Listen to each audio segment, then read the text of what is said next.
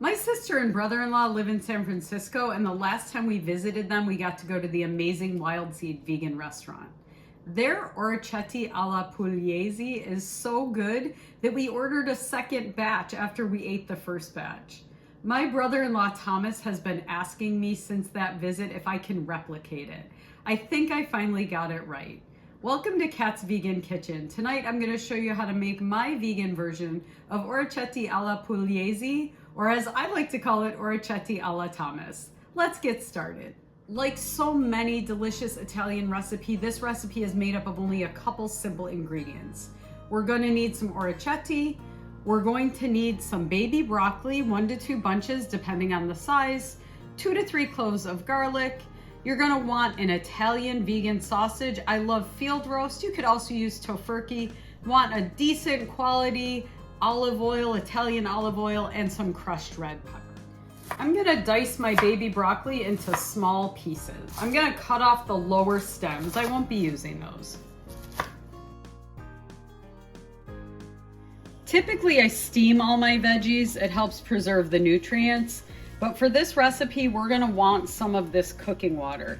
So I'm going to cook my baby broccoli in about 1 to 2 cups of cooking water, just so the broccoli is submerged and covered. And I'm gonna steam that for about 8 to 9 minutes until it's really bright green and tender, but not soft. While my broccoli is cooking up, I'm gonna go ahead and boil my pasta so it's ready when we're ready. While our broccoli and pasta are cooking up, I'm gonna start sauteing my garlic in olive oil. For this recipe, I'm gonna use quite a bit of olive oil. I'm gonna use 3 tablespoons. The olive oil is really the sauce in this recipe. And I'm going to add to that about 2 cloves of minced garlic. Now, I'm gonna keep this on a very low heat, not medium low, low, and I'm slowly gonna let that garlic fuse into the olive oil. And I'm going to cook it for maybe 3, 4, 5 minutes, gently stirring, making sure nothing burns. My garlic's been gently sauteing for about 2 to 3 minutes. I'm gonna add in a dash or 2 of red pepper. Next, I'm gonna add in, I am using about 3 diced vegan sausages. Meat has fat that'll actually liquefy when you cook it. This doesn't. So as I stir it, I just wanna make sure that it's beautifully coated, and I could always add just a little bit extra olive oil. And I see mine is getting a little dry, and I did use a little bit extra sausage this time, so I'm gonna add just a touch more olive oil, maybe about a tablespoon extra. I'm going to let that saute for just a minute or 2. We're gonna brown our sausage just a tiny bit.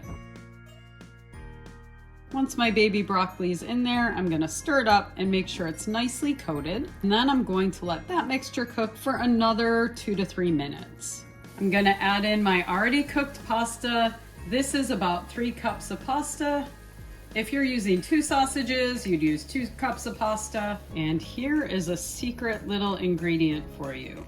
We're gonna take our broccoli water, our water that our broccoli cooked in, and we're just going to drizzle a little bit over it, maybe about half a cup for this much. And we're going to let this cook in that broccoli water for about another 5 minutes. Now it's time to salt my recipe to taste. I'm gonna add about half a teaspoon to a teaspoon of salt. This is quite a bit of pasta. I also am gonna add a little bit more crushed red pepper. Then we'll put our finishing touches on this beautiful pasta alla Thomas.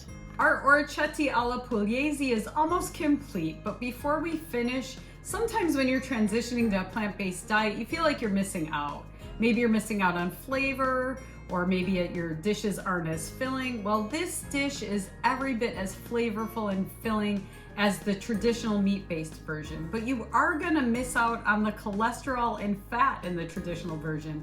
In this version of orecchiette alla Pugliese, there is 1/3 of the fat and no cholesterol. Let's finish it off. A dash of my homemade Parmesan cheese. You can find that recipe on my YouTube channel. Take a tiny bit of this delicious olive oil that my wonderful friend from Italy brought me. And if you want to add extra heat, you can add an extra dash of red pepper. Thanks for watching. If you found value in this recipe, remember to hit that thumbs up button and subscribe to my channel. I'll see you next time on Kat's Vegan Kitchen.